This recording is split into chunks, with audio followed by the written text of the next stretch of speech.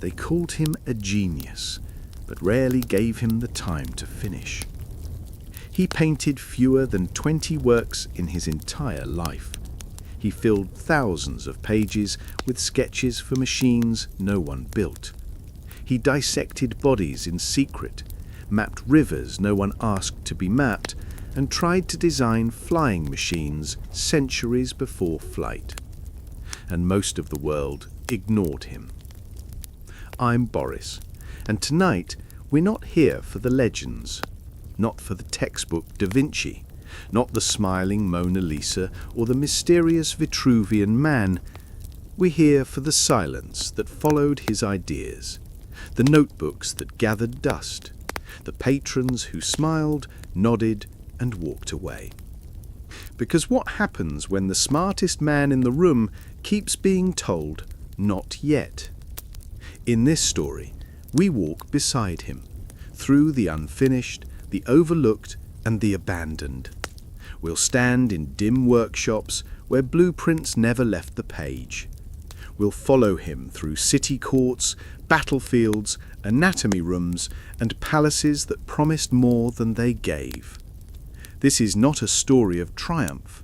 It's a story of too early, too complex, too human. And somewhere in the silence between his pages, we might hear something familiar, the sound of brilliance waiting. Let's begin. In a dim, cluttered workshop in Milan, parchment rustled more than conversation. The air smelled of oil, ink, and wax.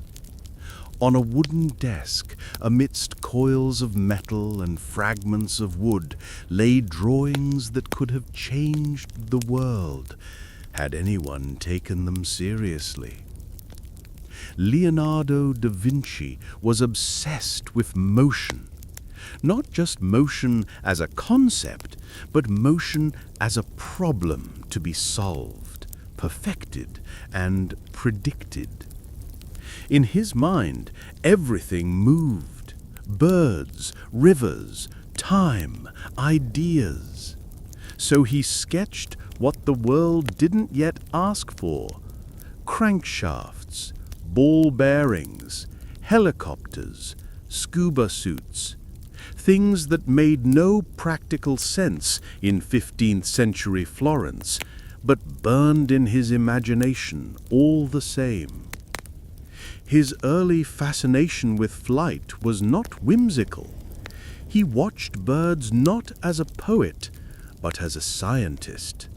He counted wing beats, studied feathers, measured angles of descent. In one notebook, he carefully noted, "A bird is an instrument working according to mathematical law." From there, he filled pages with diagrams, ornithopters with flapping wings, parachutes shaped like pyramids, gliders with leather membranes stretched across ribs of cane. And yet, none of these flew. Not really. Not because they were flawed, some weren't, but because no one built them. Woodworkers, patrons, city officials, they all admired his drawings, but few wanted to invest in a machine that looked like a bird's skeleton or a flying bat. One duke, after glancing at Leonardo's flying machine, supposedly asked, "And what problem does this solve?"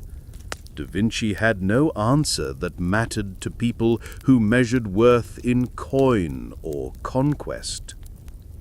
He moved on, not in despair, but with restless curiosity. Water, he believed, was another key.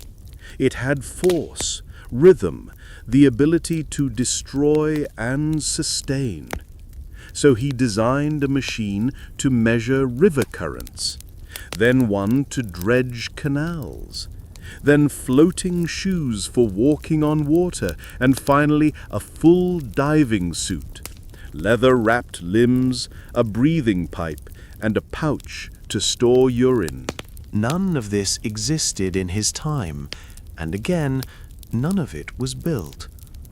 His designs often remained stuck in ink because his world had no infrastructure to match his visions. Steel strong enough for his gears didn't yet exist. Oil was too scarce. Materials warped. Tools broke. The world, quite simply, couldn't catch up. Still, Leonardo kept drawing. He envisioned a tank that moved on rotating wheels powered by a hand crank, a mechanical knight that could sit, wave its arms and move its jaw, a self-propelled cart, the ancestor of the modern automobile, that used a series of coiled springs to generate motion. It could turn, brake, and even reset itself. He wasn't just inventing for invention's sake. He was cataloguing possibility, and he was doing it alone. Unlike later engineers who worked with teams, funding, and clear deliverables, Leonardo's only companion was time. And time, in his case, was scattered. Between court commissions, military architecture, anatomical studies, and artistic obligations, he rarely had months to build and refine.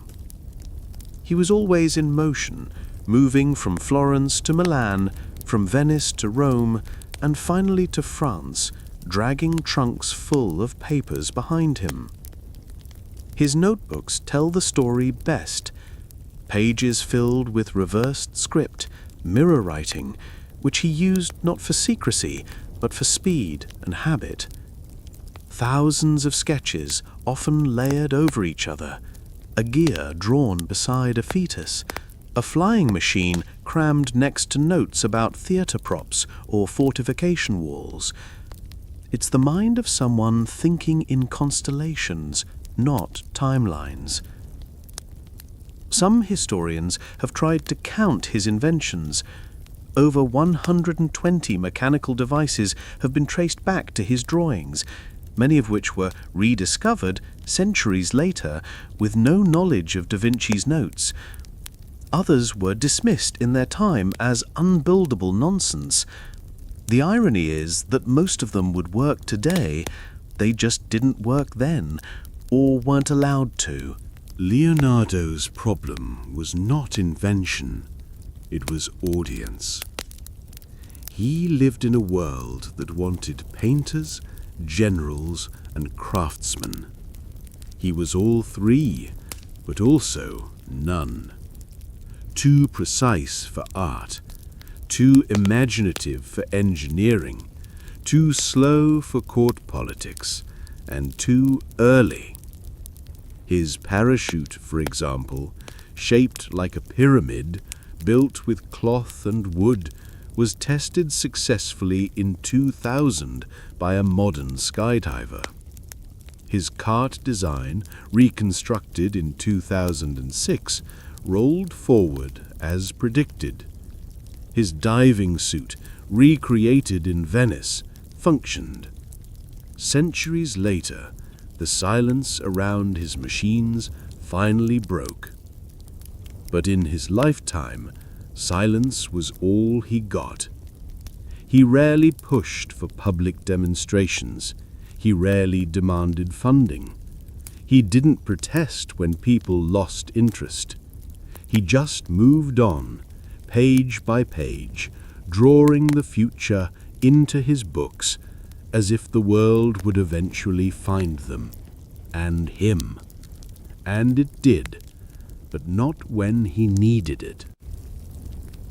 He died in 1519 in the arms of King Francis I of France, still sketching, still explaining, still trying to articulate ideas no one fully understood.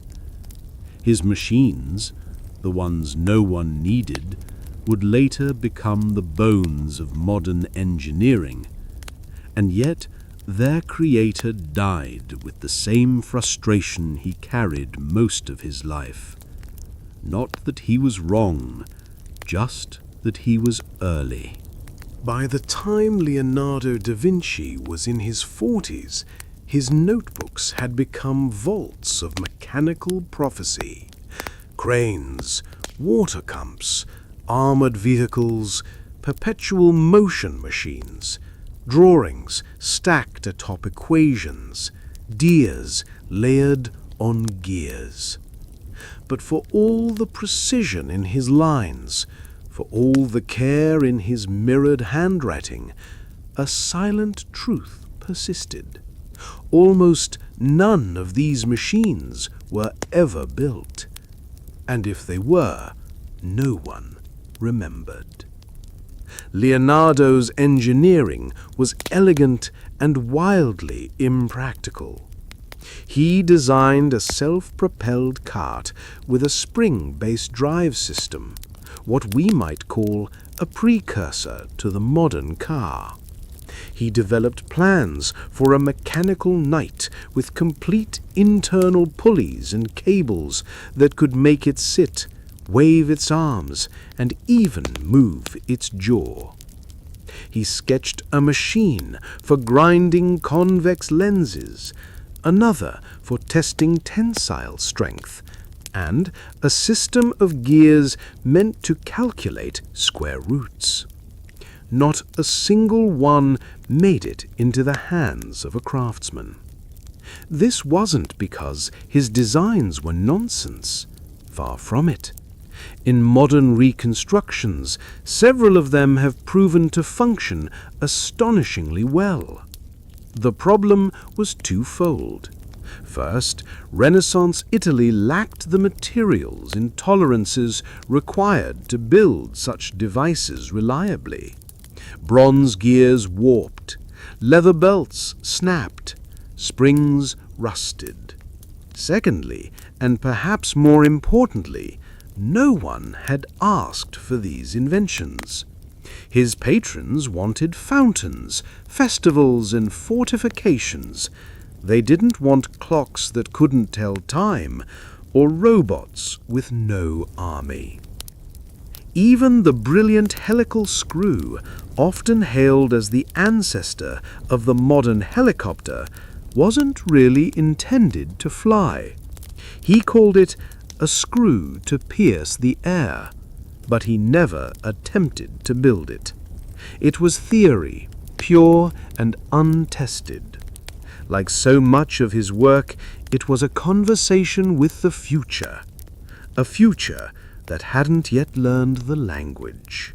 The dissonance between Leonardo's mind and the world around him grew louder as he aged. He submitted designs for bridges that spanned entire rivers with no central support, only to have them rejected as folly. He proposed a city-wide system of underground sewage canals to Milan, which was suffering from recurring outbreaks of plague. They ignored him. His genius had begun to turn inward. The notebooks became more private, more encrypted. Even when he did complete a commission, like the automated theatrical props for Ludovico Sforza's court, they were met with applause and then forgotten. Leonardo understood water better than almost any man of his age. He observed its turbulence, catalogued its flow through channels, and even planned mechanical systems to harness its motion. But when flood prevention was needed in Florence, they turned to others. His ideas were too abstract, too ornate, too far ahead. The moment wanted utility. Leonardo offered vision. Perhaps the most painful example was his design for a multi-barreled gun, a prototype of a machine gun meant to increase the firing rate of infantry.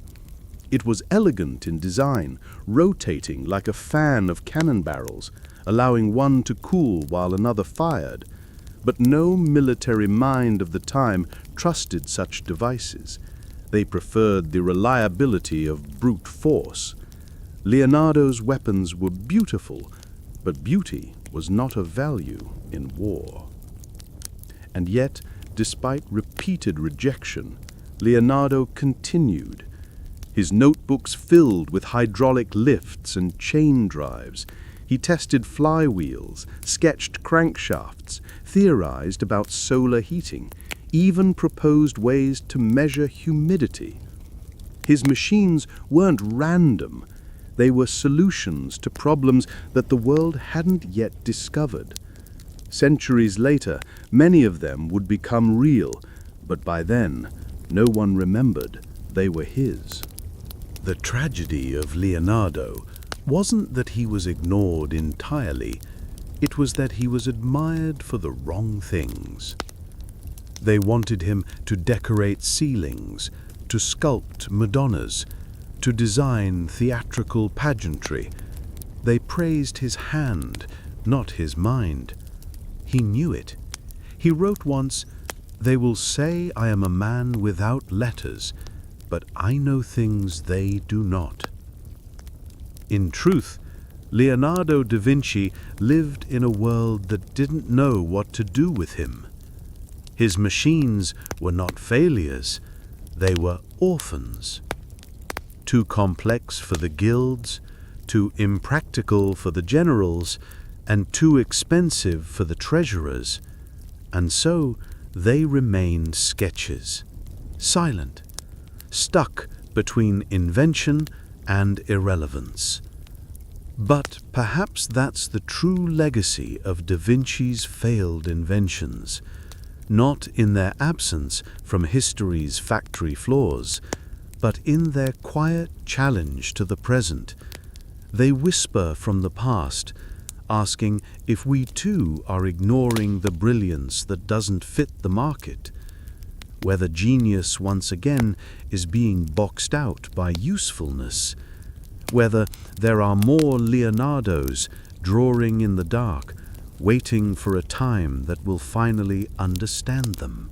While most know Leonardo da Vinci as the man who painted the Mona Lisa and dreamed of flight, fewer realize he also engineered entire worlds of mechanical wonder meant to entertain courts, seduce patrons, and dazzle the elite. These weren't mere sketches in a notebook.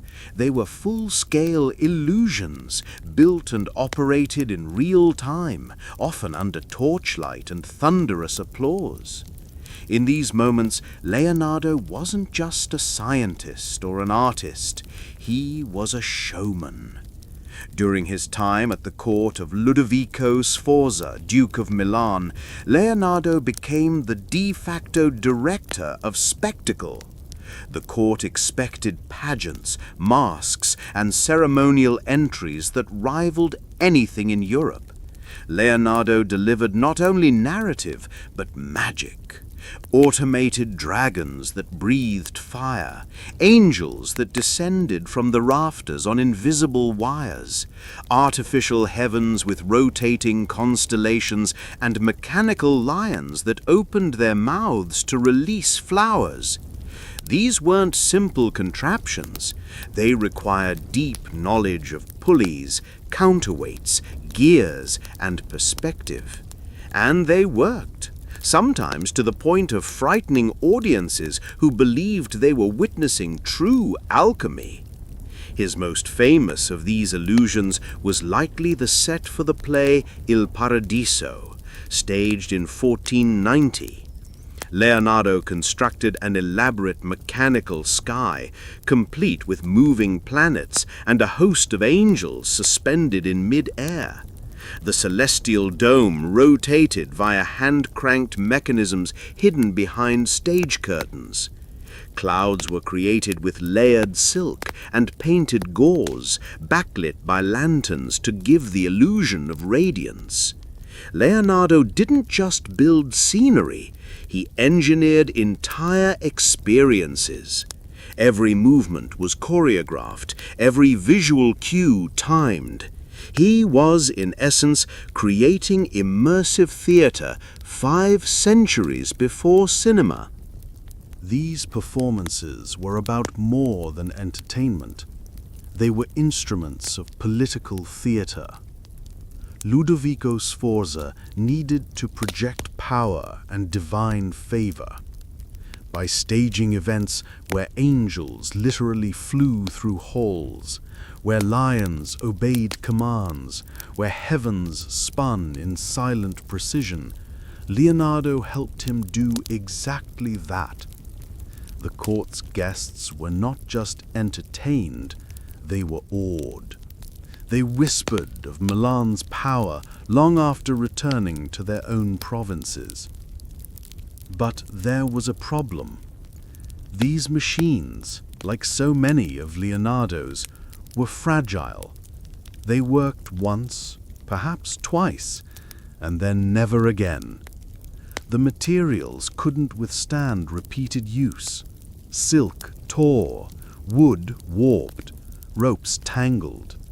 The designs, while brilliant, were too complex to maintain without Leonardo himself. And so, as quickly as they appeared, these marvels vanished. Worse still, they weren't taken seriously. The same men who applauded Leonardo's angels dismissed his designs for real-world applications. His mechanical theater was seen as a party trick, not a demonstration of engineering genius. Leonardo, who dreamed of building bridges and draining swamps, who wrote treatises on anatomy and geometry, found himself reduced to an artisan of amusement. The spectacle overshadowed the substance. Yet Leonardo never stopped.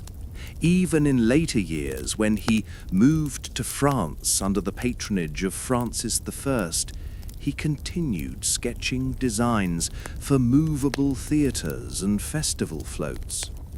He imagined entire cities built on harmonious geometric principles, where every public square doubled as a stage. He envisioned machines that could transform from carts into puppet theatres, complete with self-operating curtains and music powered by falling sand. These designs were whimsical, yes, but they revealed a deep insight into human psychology. Leonardo understood that people believed what they saw, that illusion could become truth, given enough craft. And in this, he was prophetic. Today's theme parks, immersive exhibitions, and even modern virtual reality owe something to Leonardo's mechanical theatres. He was, arguably, the first Imagineer. In a world bound by superstition and hierarchy, Leonardo found freedom in spectacle.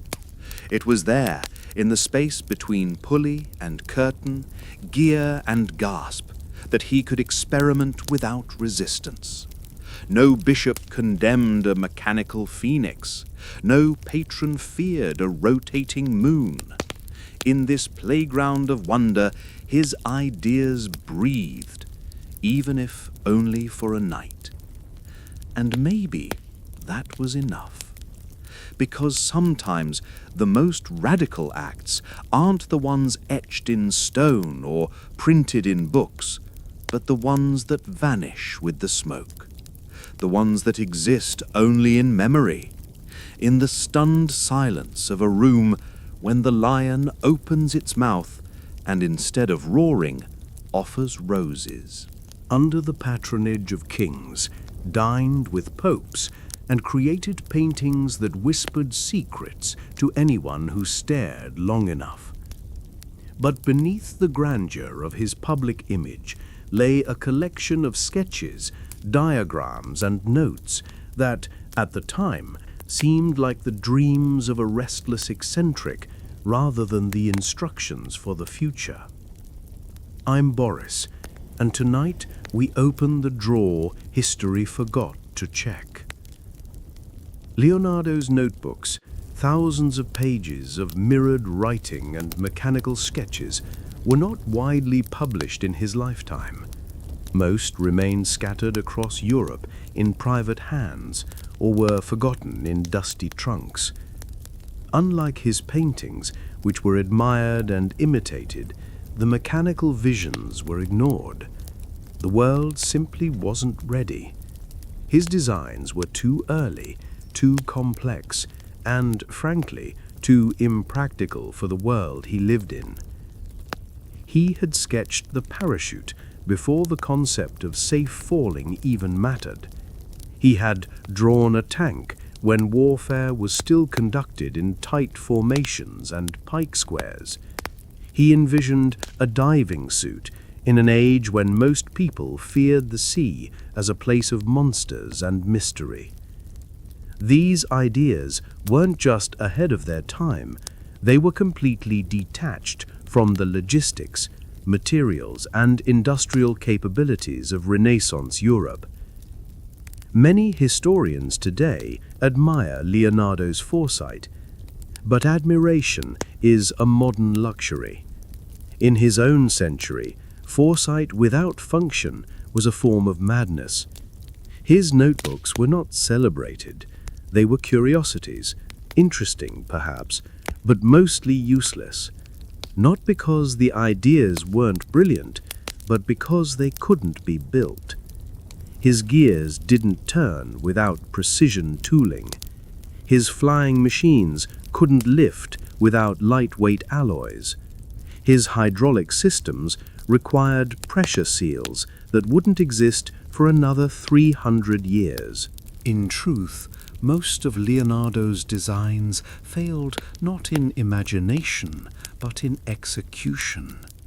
He lacked time, funding, and collaborators who could translate sketch into prototype.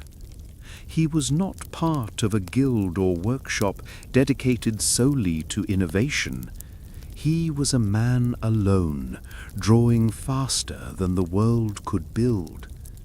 Even when patrons like Ludovico Sforza or Francis I admired his ideas, they often had little patience for their impracticality.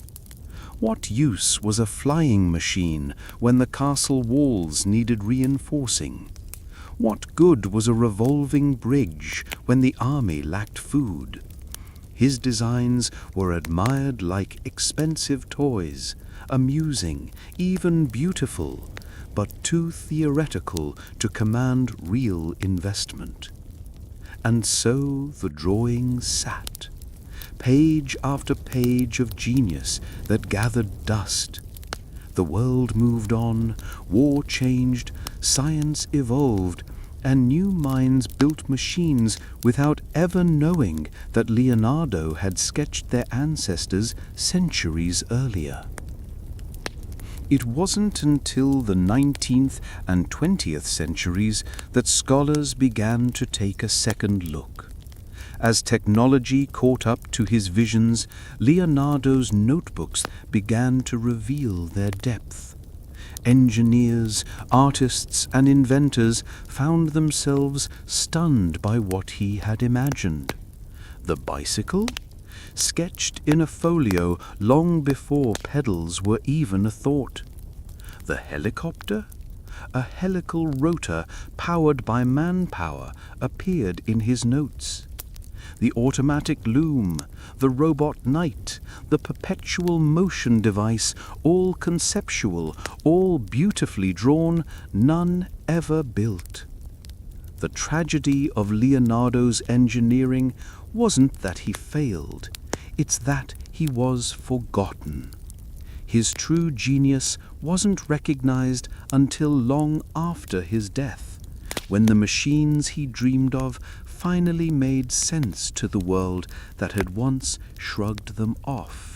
Today, Leonardo is celebrated as a visionary, but we must not romanticize the cost. His ideas were isolated. His mind, in many ways, was too expansive for his environment.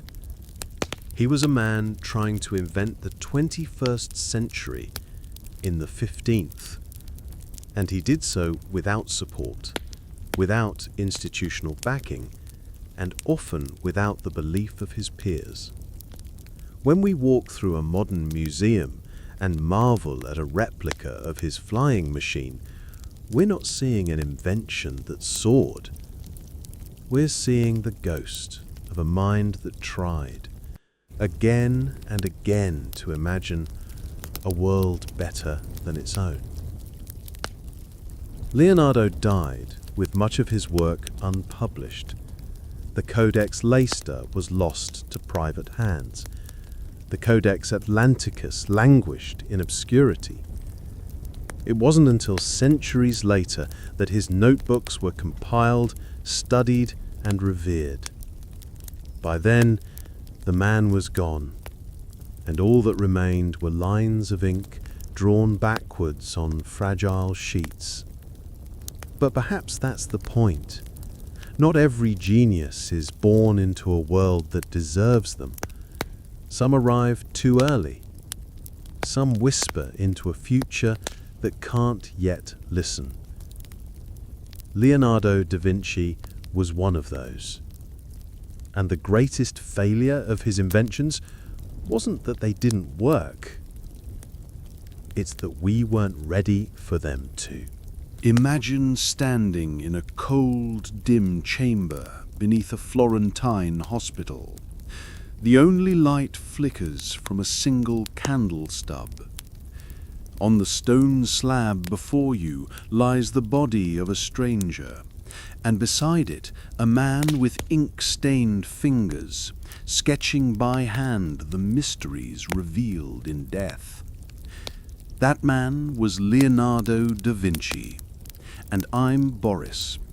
Tonight we descend with him, not into madness, but into the silence beneath the skin. Leonardo's obsession with the human body began with observation. He was not content to paint what he saw. He needed to understand why things looked as they did, why the muscles curved in certain ways, why skin folded at joints, why the lips moved during speech. For him, surface beauty was never enough. It was merely the outer symptom of deeper structures. He needed to peel back the veil. By the early 1490s, Leonardo was already sketching muscles, tendons, and bones from live models and wounded soldiers. But sketches based on external appearances were limiting. So, around 1507, Leonardo turned to cadavers. His first dissections were crude and clandestine, conducted under candlelight with whatever instruments he could repurpose. He dissected in silence, often alone. He didn't see it as desecration, he saw it as revelation. What he found was astonishing. Leonardo was not the first to dissect the human body, but he was among the first to do it with both a scientific and artistic eye. His drawings of the human skull, the brain's ventricles, and the vascular system remain shockingly accurate. He studied the curvature of the spine in the elderly, the formation of the fetus in utero, and the chambers of the heart, long before cardiac anatomy became formal science. His sketches didn't just copy what he saw, they explained it. He wrote mirrored and tight in his characteristic backward script. The human foot is a masterpiece of engineering and a work of art. But this pursuit of knowledge put him at odds with power. The Church had long held a complicated stance on dissection. While not always explicitly banned, it was seen as unclean, irreverent, and deeply taboo. The human body, made in God's image, was to be buried intact, not sliced open for curiosity. While some universities were allowed a limited number of autopsies for medical study, these were often heavily supervised, limited in scope, and rarely involved artists or amateurs. Leonardo, neither a licensed physician nor theologian, was an interloper. At times, he relied on sympathetic doctors to sneak him access to corpses, often of the unclaimed poor, criminals, or hospital dead. In one letter, he described dissecting over 30 bodies, each one offering new revelations. He wrote of his fascination with the anatomy of the elderly, noting how the elasticity of their arteries faded with age. He examined the lungs, searching for the architecture of breath. He mapped the uterine wall, astonished at its complexity. But it couldn't last. By 1515, pressure mounted. The Church, alarmed by rumors of Leonardo's dissections, began tightening its grip. In 1516, Pope Leo X issued restrictions on the dissection of human remains outside authorized institutions. Leonardo, by then an aging man in his 60s, saw the writing on the wall. He halted his anatomical studies, not because he had finished, but because the world would no longer allow him to continue. His notebooks from this period are among his most haunting. Diagrams of human skulls sit next to religious musings, the divine and the dissected, side by side. He wasn't defying faith, at least not intentionally. He was, in his mind, seeking to understand the divine through the body. For Leonardo, knowledge was not profane. Ignorance was. And yet the consequences were clear. His most advanced anatomical work was never published during his lifetime. While Galen's flawed theories of ancient anatomy continued to be taught in universities, Leonardo's corrections, based on direct observation, gathered dust. His spiral drawings of the aortic valve, the detailed renderings of shoulder mechanics, the correct placement of internal organs, all of it forgotten. It would take over 300 years for science to catch up to what Leonardo had already seen. Today, his anatomical notebooks are housed in museums, studied by surgeons and medical historians alike. They remain among the most precise and beautiful anatomical illustrations ever made, not just for their technical accuracy, but for their reverence. Leonardo didn't just cut into bodies, he listened to them. He honored their structure. He believed the body was a cathedral of design. But the world was not ready to enter that cathedral. And so, in a strange twist, one of history's greatest anatomists left no medical legacy in his own time. His discoveries died in drawers. His observations were dismissed, not because they were wrong, but because the authorities of his age feared what lay beneath the skin. Leonardo knew that truth is often ugly. It bleeds. It smells. It defies doctrine. But he also believed that truth, once seen, could not be unseen. The year was 1519, and Leonardo da Vinci was dying.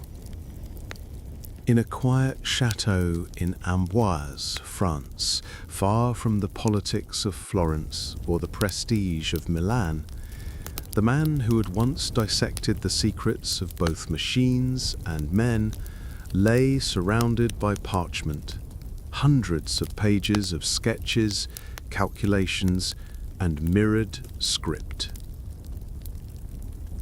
They were his life's residue, the remains of an unfinished vision. I'm Boris, and tonight we follow what happened to those pages after the heartbeat behind them stopped. At the time of his death, Leonardo left behind more than 7,000 pages of personal notes spanning engineering, anatomy, architecture, botany, and flight. These weren't tidy manuscripts destined for print. They were scattered thoughts, often unbound, chaotic, covered in ink blotches and observations. To most who looked at them, they were incomprehensible. To the world of science, they were invisible.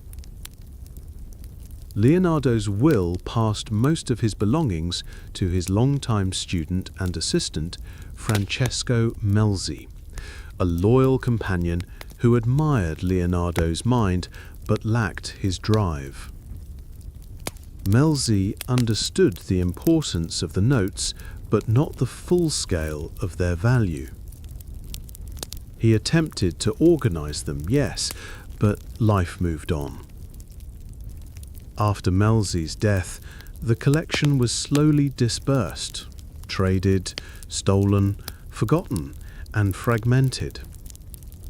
The original unity of Leonardo's intellectual legacy dissolved into drawers, attics, and personal archives across Europe. What's most tragic is how long the world waited to read what Leonardo had already written. In the decades following his death, science underwent a revolution.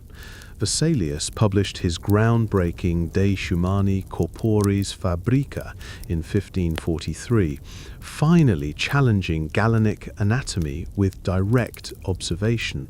But unknown to Vesalius, Leonardo had already mapped those same systems a generation earlier.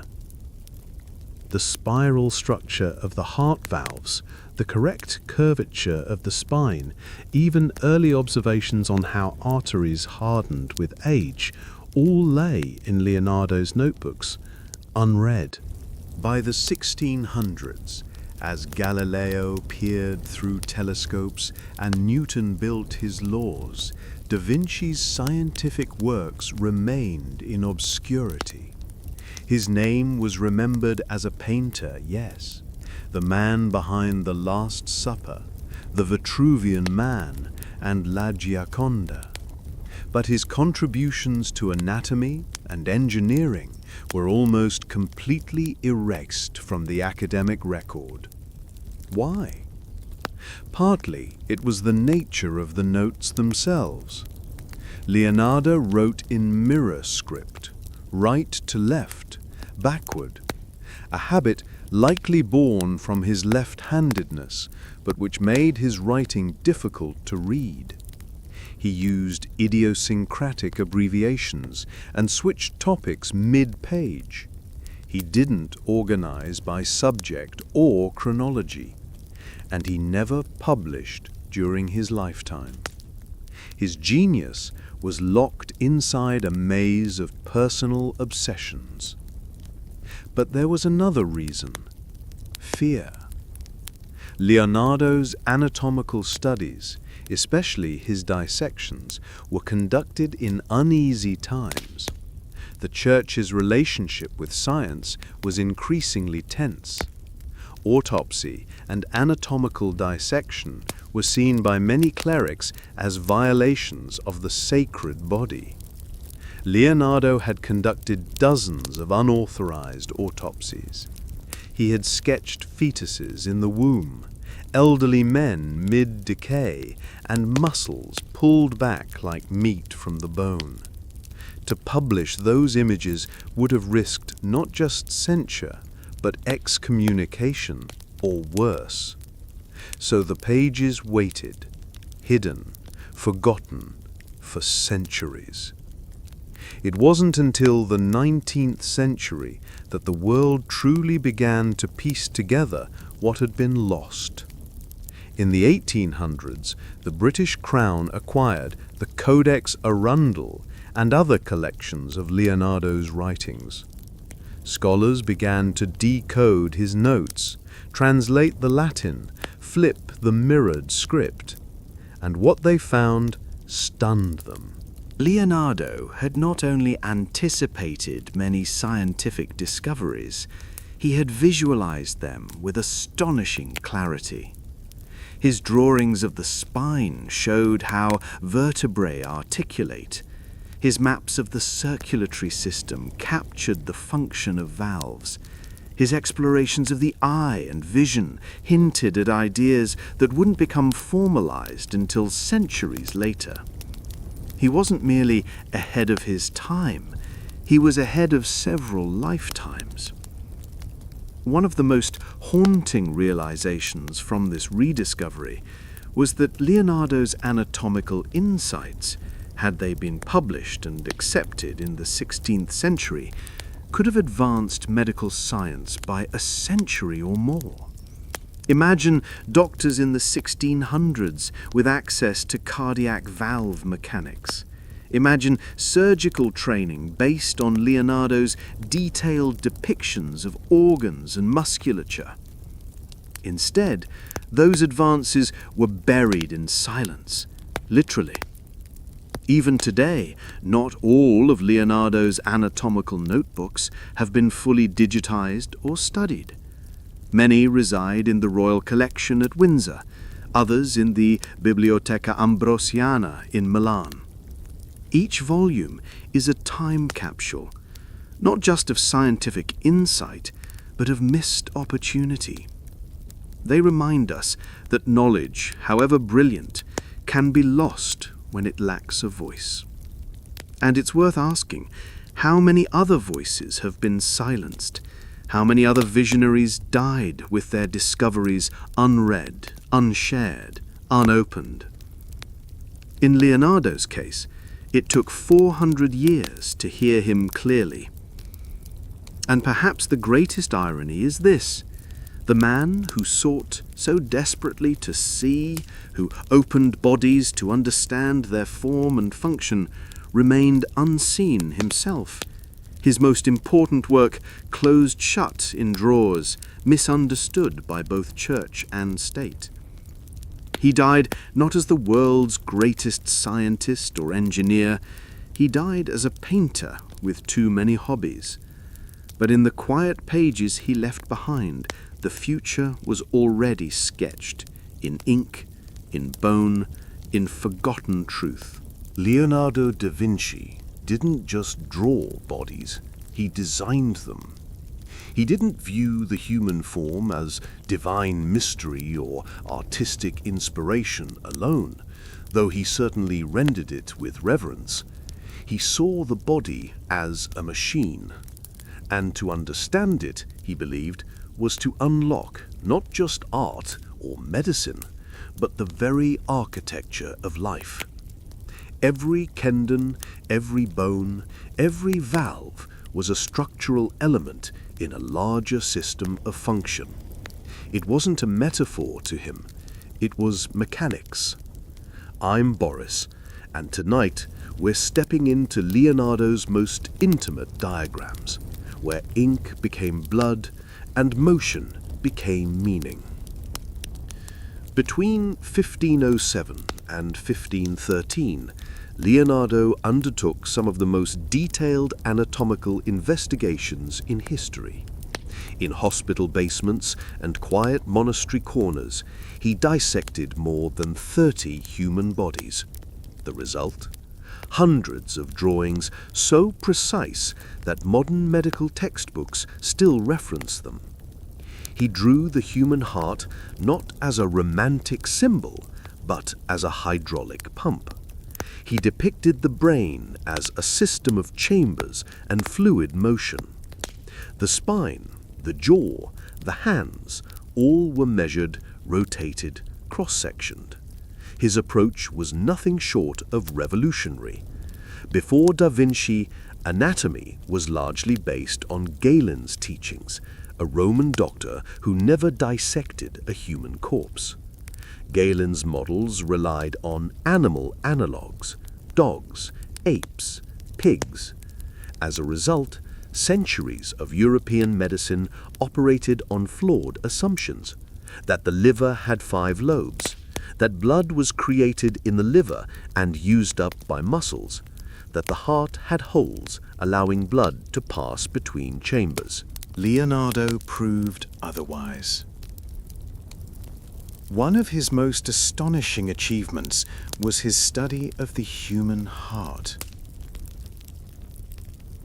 Through dissection and experimentation, including injecting molten wax into ox hearts to create casts, he discovered that the heart's valves do not simply open and close like flaps, they create vortices.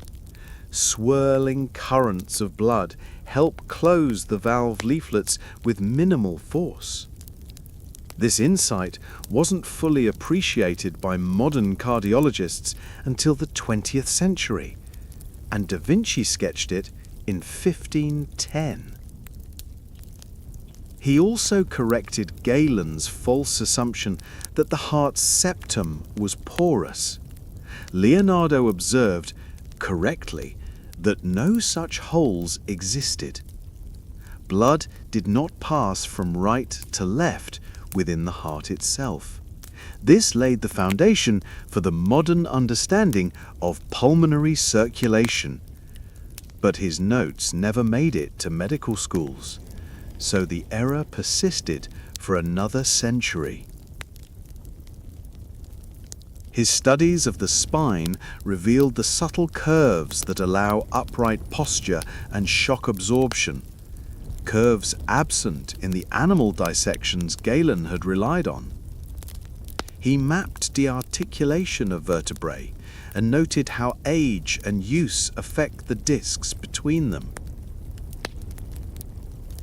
His drawings of the pelvis, particularly the female pelvis, were so accurate that they remained unmatched for nearly 300 years. And then there were his sketches of the fetus in utero. Tender, detailed, and remarkably accurate. Leonardo saw not just the child within the womb, but the connections that sustained it. The umbilical cord, the placenta, the curled geometry of potential. Some of these studies were among the earliest attempts to represent prenatal life scientifically. But perhaps most impressive was Leonardo's synthesis. He didn't just isolate systems, he layered them. A drawing might show muscle groups overlaid with skeletal structure, nerves running alongside veins. Joints drawn in both flexion and extension. His work was not static, it was dynamic, showing the body not just as it was, but how it moved, decayed, breathed, and broke.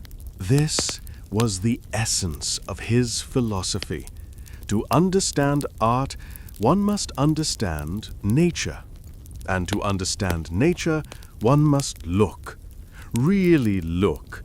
Not just once, but constantly, with ruthless honesty and precision. He wrote, "He who does not value life does not deserve it." And for Leonardo, life was in the details. So why didn't the world embrace these insights?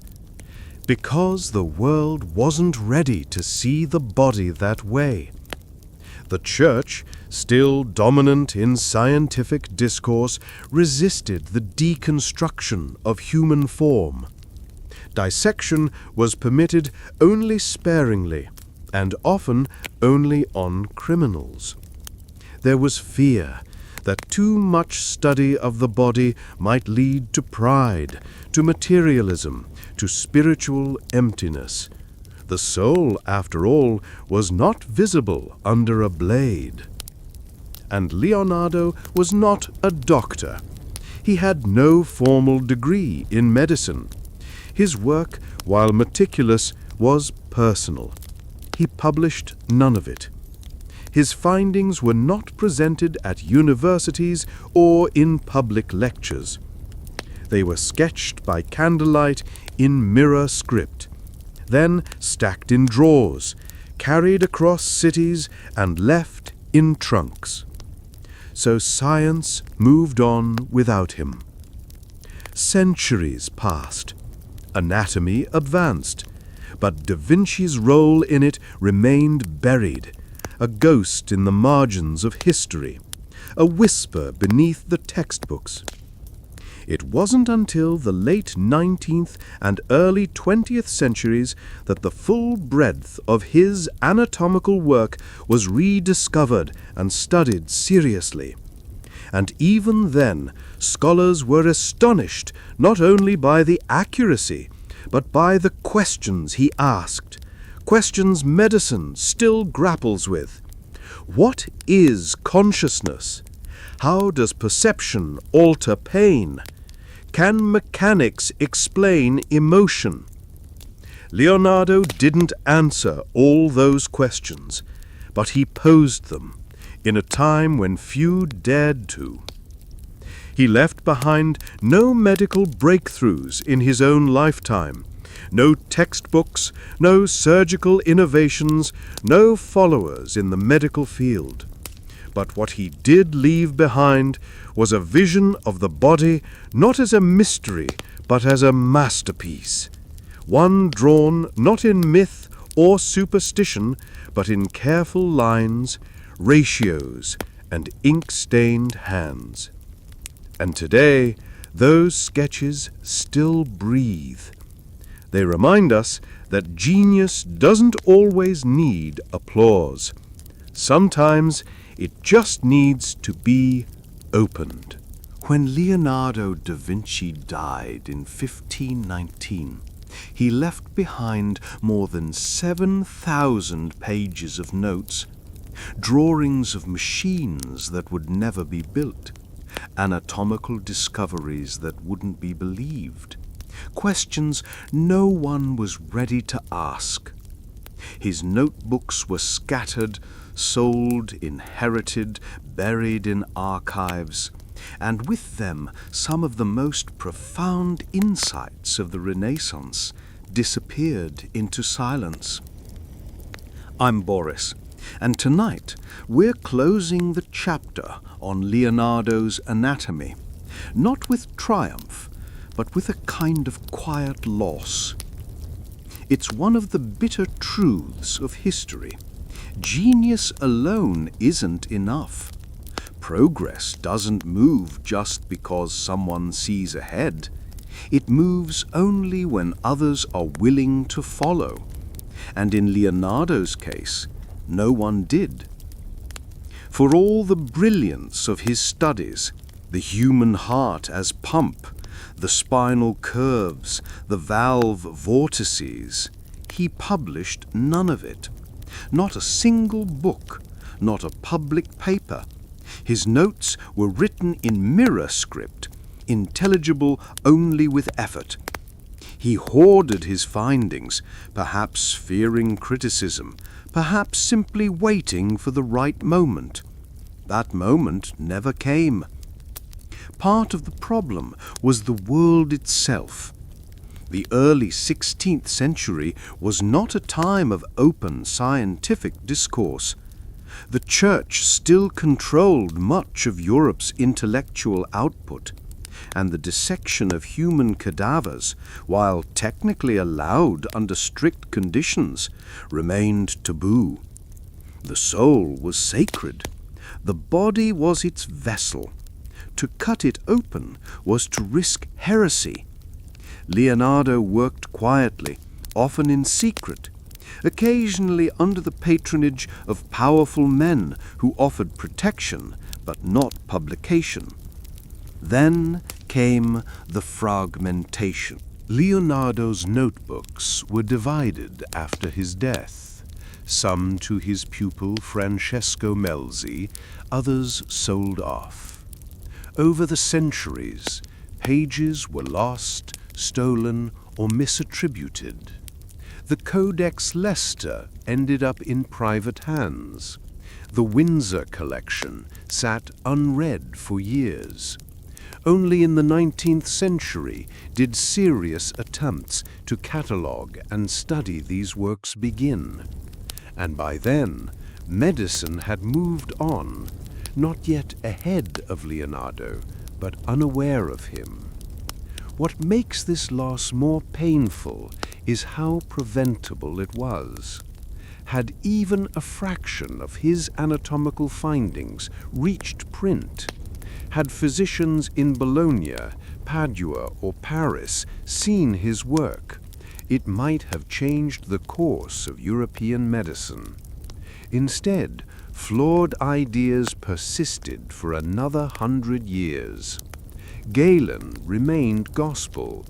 The heart, liver, and brain continued to be misunderstood. It would take Andreas Vesalius a generation later to begin dismantling the old models. But even Vesalius never saw Leonardo's diagrams. There's also a deeper tragedy at work, not of science, but of personality. Leonardo was a perfectionist. He started hundreds of projects, but finished few. He revised constantly, doubted relentlessly. In many ways, the same qualities that made him great also made him invisible. He was too far ahead, too cautious to push. His art suffered from it. The Adoration of the Magi remains unfinished. His engineering projects fizzled. His anatomical studies, precise though they were, died with him. Compare this to someone like Galileo, bold, confrontational, a man who dared the church to stop him, or Vesalius, who challenged centuries of dogma in a single published text. Leonardo never made that leap. He never stepped into the arena. He watched from the shadows, and in doing so, left the world unchanged.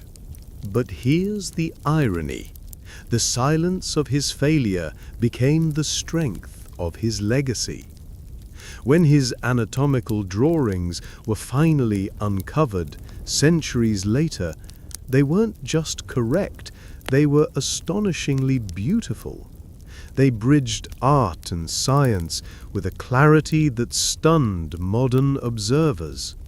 His cross-sections of skulls, his studies of fetal development, his mapping of shoulder muscles, all rendered with a precision no one expected from a painter. And they reshaped how we thought of him. He wasn't just the artist of the Mona Lisa. He was a doctor of unspoken truths, a biologist without a lab, a physiologist before the word existed. Today, his lost anatomy serves a different purpose. It's not just historical curiosity.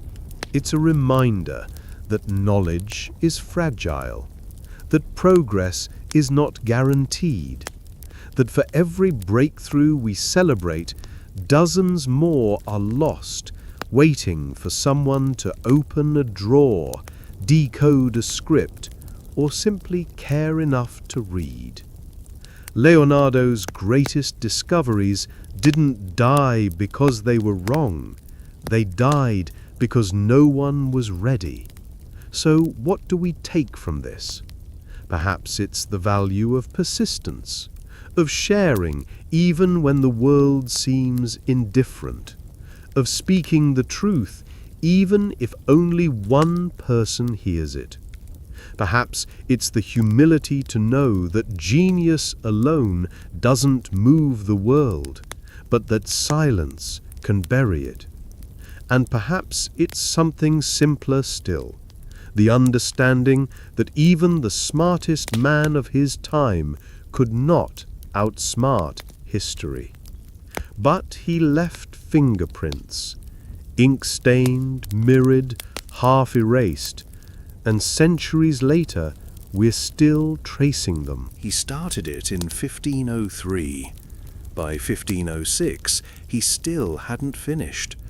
And when he died in 1519, the painting was in his studio, packed alongside his anatomical drawings, engineering sketches, and notebooks written backwards.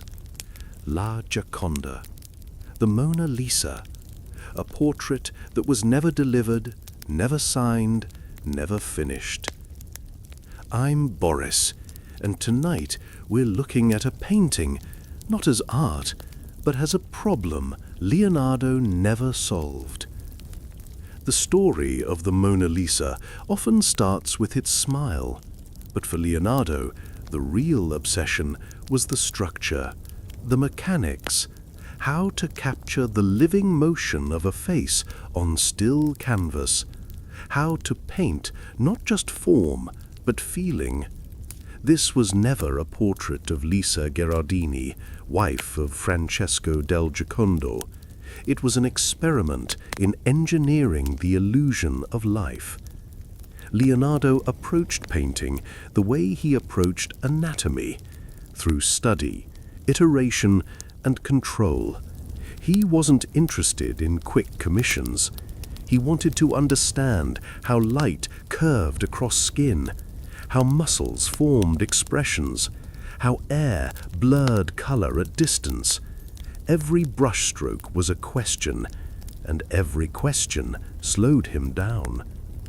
That slowness became his signature.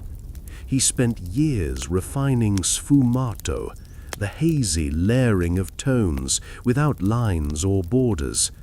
It gave the Mona Lisa her softness, her depth, her sense of existing between worlds. But it also made finishing a nightmare. Drying times stretched to weeks. Layers had to be applied with surgical patience.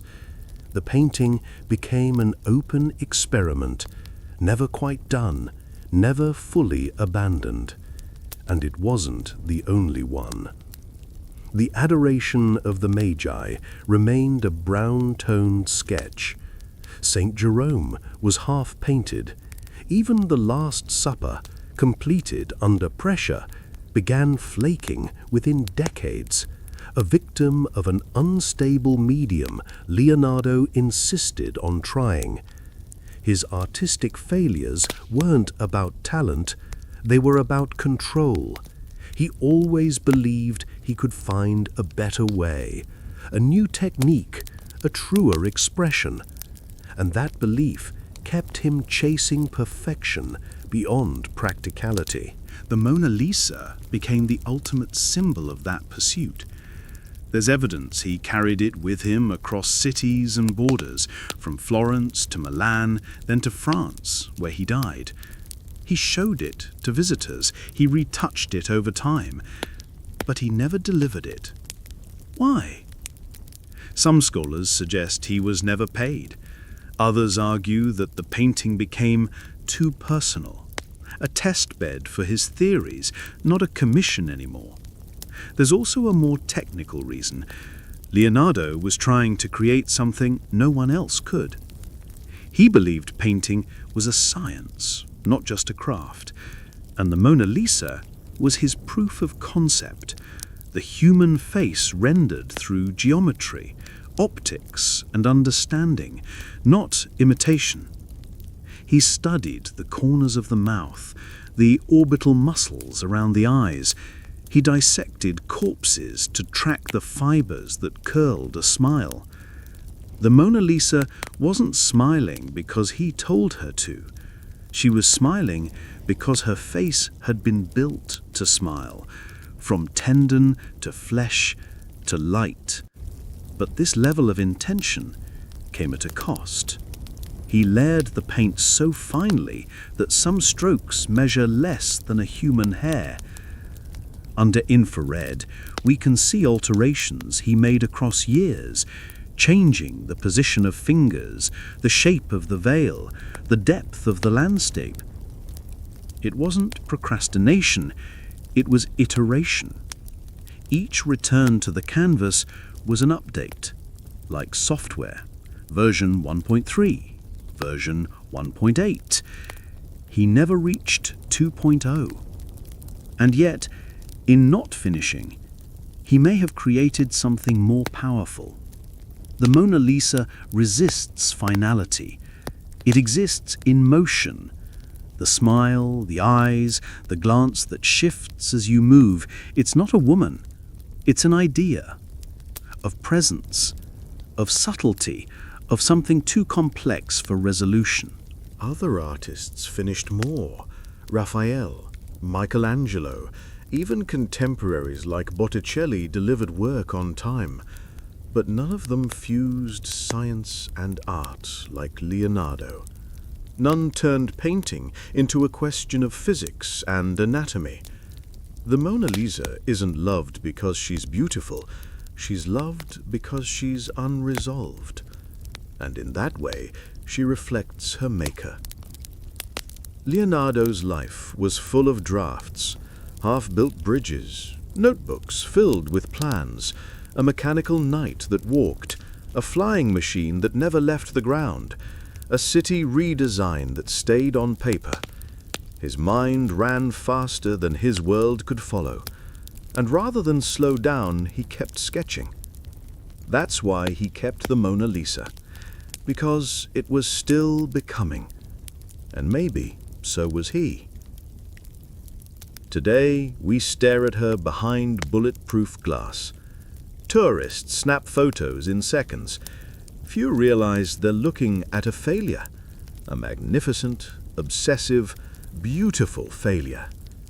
A painting not about completion, but about attempt. And if you listen long enough, you might hear it. The silence between brushstrokes, the hesitation in every detail. It's not just art, it's Leonardo, still trying. Long before we had formal disciplines like biomechanics or optics, Leonardo da Vinci was sketching out their principles with charcoal and ink. For him, painting wasn't separate from science, it was science. And every canvas was an opportunity to test a theory, to solve a visual equation using line, form, and shadow. Leonardo wasn't content to copy the visible world. He wanted to understand it, its inner workings, its mathematical rules, its organic patterns.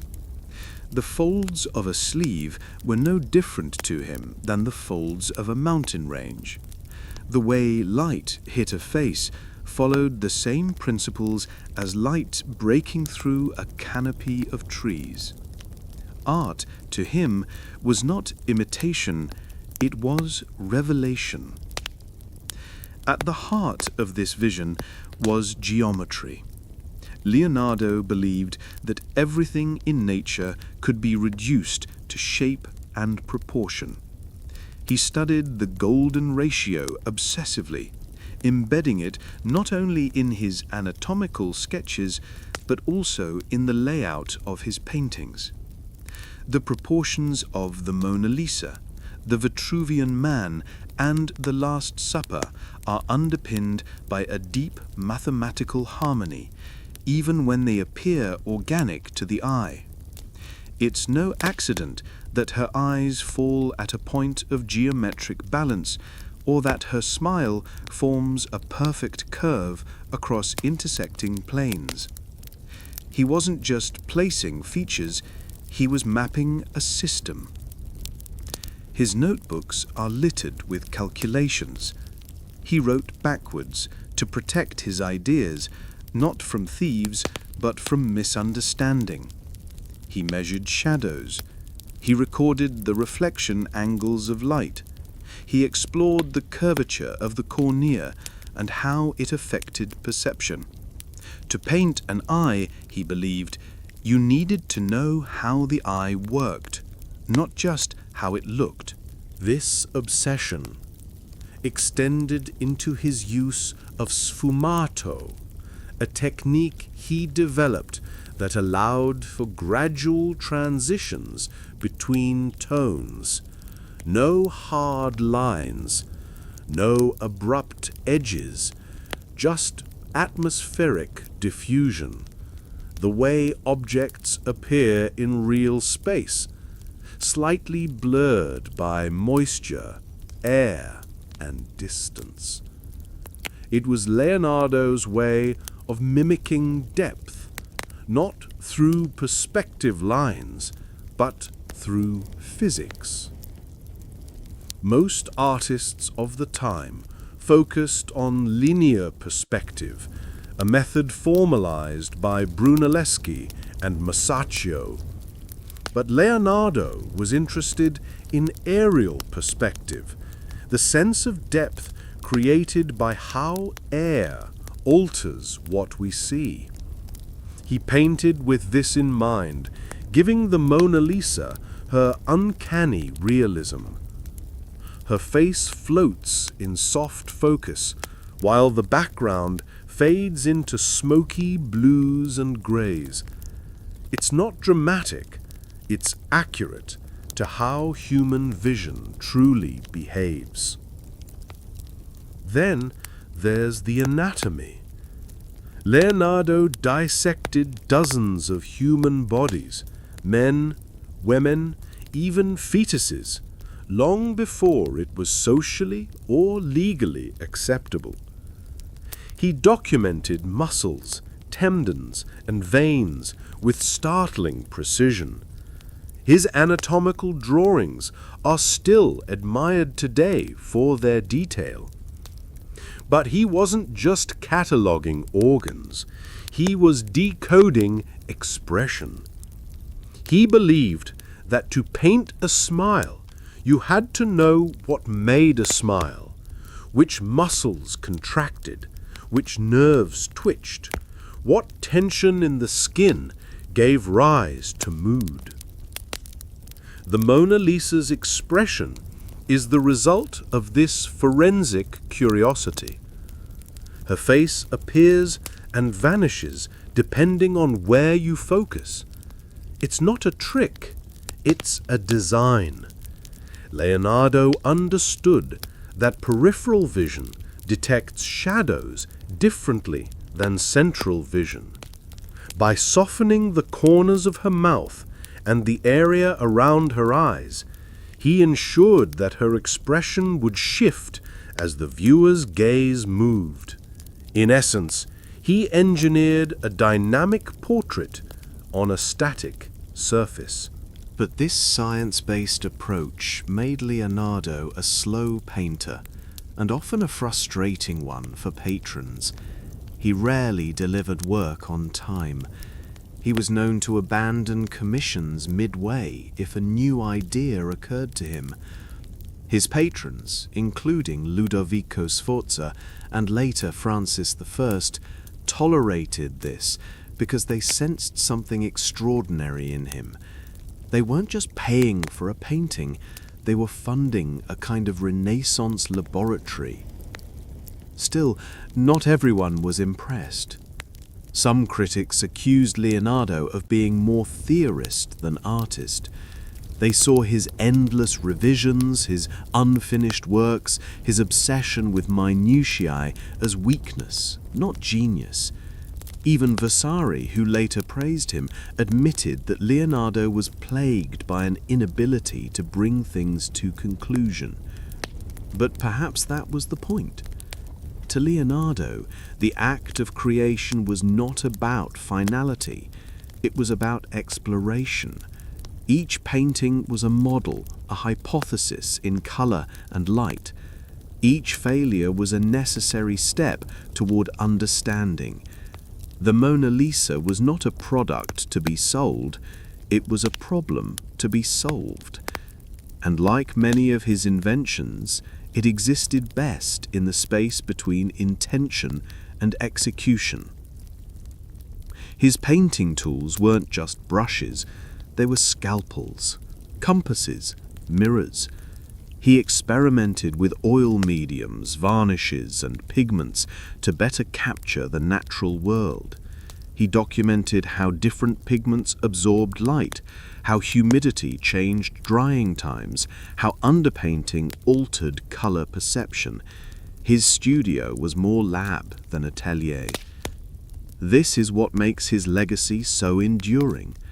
Leonardo da Vinci didn't just leave us artworks, he left us a methodology, a way of seeing the world that bridges intuition and logic, art and science. And while his most famous painting may seem like a serene image of a mysterious woman, it's really a battlefield of trial, error, and relentless inquiry. So next time you see the Mona Lisa, look past the smile. See the equations behind the eyes, the anatomy behind the lips, the shadows behind the skin. It's not just a painting. To call Leonardo da Vinci's paintings unfinished is to speak only half the truth. From a conventional perspective, many of them appear incomplete.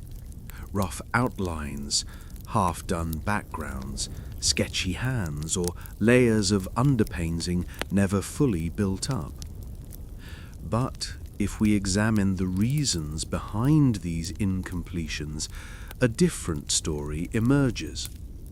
One of deliberate restraint, intellectual dissatisfaction, and a refusal to compromise with mediocrity. Leonardo once wrote, "Art is never finished, only abandoned." This wasn't a throwaway comment. It was the closest thing to a creative philosophy he ever committed to words. He did not see painting as a final destination, but as an evolving pursuit, an open system, constantly revised in light of new knowledge. Take the Adoration of the Magi, for example.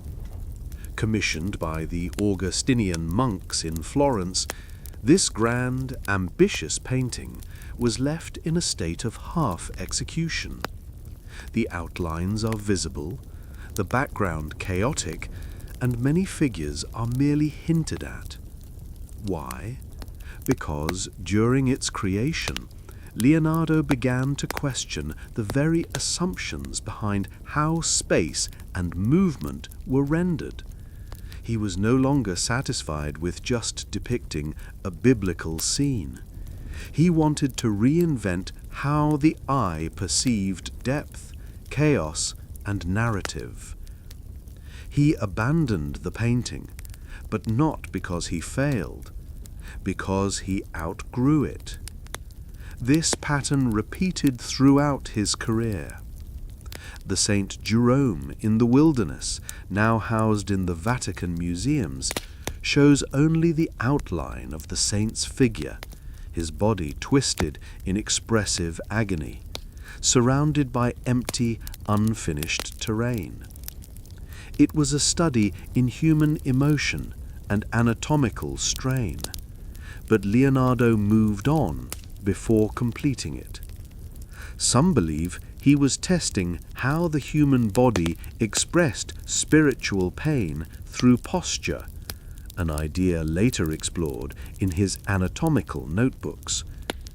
Once he extracted what he needed from the painting, he left it. His art was a laboratory. Leonardo was a man of obsessions, and they evolved rapidly. He might begin a project consumed by the study of musculature, only to pivot midway into the behavior of light on curved surfaces.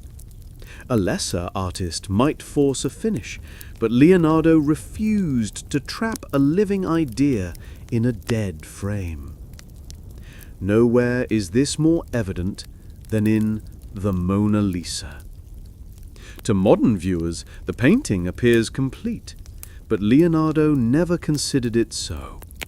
He worked on it intermittently for nearly 2 decades. He carried it with him across Italy, from Florence to Milan to Amboise. It travelled with his personal belongings, guarded like a sacred text. He added glazes. He studied the effect of time on oil and pigment. He experimented with new methods of layering. The Mona Lisa was less a portrait and more a lifelong companion, a canvas that grew with his ideas. But why didn't he finish? Because every time he advanced his understanding of optics or emotion or human anatomy, the painting fell short of his new standard. The closer he got to perfection, the more distant it became. Like a mathematical limit, the Mona Lisa was always approaching completion, but never arriving. And perhaps that was intentional. In the Renaissance, artists were often expected to deliver finished commissions, clear, presentable, and timely. But Leonardo increasingly saw that structure as a cage. His patrons, from the Medici to the King of France, tolerated his delays because they understood they were not dealing with an ordinary painter. They were funding a vision. And visions don't respect deadlines. Leonardo's Battle of Anghiari, once intended to be a monumental fresco in Florence's Palazzo Vecchio, became another casualty of his unending quest for the perfect technique. He tested an experimental mixture of oil and wax, hoping it would allow for more subtle modelling than traditional fresco. It failed. The paint dripped. The wall rejected it. And Leonardo, rather than patch it with a simpler solution, walked away. That single, aborted work consumed years of his life, yet he preferred its ruin over mediocrity. What's remarkable is how much influence these unfinished works had. The Battle of Anghiari, though lost, was studied and copied by artists like Rubens. The Adoration of the Magi became a blueprint for compositional drama. His anatomical studies, never compiled into a formal treatise during his life, influenced medicine and art for centuries. In essence, Leonardo's incompletion was not failure. It was method. He believed that to stop exploring was to betray the process. If a work no longer served as a vehicle for discovery, he left it. And if that meant frustrating his patrons or forfeiting payment, so be it. There's a humility in this that often goes unnoticed. Leonardo never saw his work as flawless. He was hyper-aware of its limits. He revised endlessly, sometimes erasing layers so delicately that the canvas aged unevenly. Some scholars believe that he intentionally left areas ambiguous, not because he was indecisive, but because he wanted the viewer's eye to participate in the act of seeing, to finish the work with him. This blurs the line between creator and audience, another hallmark of his genius. In leaving things undone, Leonardo invited generations to continue the work. Each scientist who studies anatomy, each artist who experiments with light, each philosopher who ponders perception, consciously or not, is finishing what Leonardo began. So when we speak of the Mona Lisa as unfinished, perhaps we should revise our language. She is not incomplete. She is open. Open to time, open to reinterpretation, open to us. What makes the Mona Lisa smile? Ask 1,000 people and you'll get 1,000 answers. Is she content, melancholy, knowing, mocking? The truth is both simpler and more astonishing. Her expression changes because of the way light, shadow, and human vision work. That wasn't an accident, it was science. Leonardo da Vinci wasn't just painting a portrait, he was building a machine, a visual mechanism that, when looked at, did something. Something supple, something psychological, something no other painting of the period even attempted. He fused physics and anatomy, optics and emotion to craft not just an image, but a sensory illusion that still defies explanation. Leonardo had been studying optics for decades by the time he painted the Mona Lisa. His notebooks are filled with diagrams of how light bounces off objects, how shadows curve across faces, and how the eye adjusts to contrast. He dissected human skulls to understand the hollow beneath the cheekbone, the swell of muscle beneath the eye, and the taper of a smile. He didn't guess at expression, he engineered it. The technique he used is called sfumato, from the Italian for smoke. It's a blending method so soft, so gradual, that edges disappear. There are no harsh lines around the mouth or eyes, no clear border between light and dark. Instead, shadows melt into highlights like mist. The result? Your brain can't pin down the contours, so it fills in the gaps. And it fills them in differently, depending on how you look at her. From one angle, the mouth appears upturned. From another, it seems neutral. Stare directly at her lips, and the smile fades. Look at her eyes, and it creeps back. It's a feedback loop between your gaze and her mood. You're not just looking at a painting, you're in a relationship with it. This wasn't magic. It was vision science, centuries ahead of its time. Leonardo understood that human sight isn't objective. It adapts to light levels, focuses on contrast, and interpolates missing data. He used that to trick the eye. The background of the Mona Lisa, with its winding rivers and impossible mountains, is painted in cool blues and greens. These recede from the eye, giving depth. Her face, by contrast, is warm and softly lit, creating the illusion that she's stepping forward. This contrast enhances her presence. She glows against the landscape, not because of divinity, but because of optical dominance. Even the direction of light matters.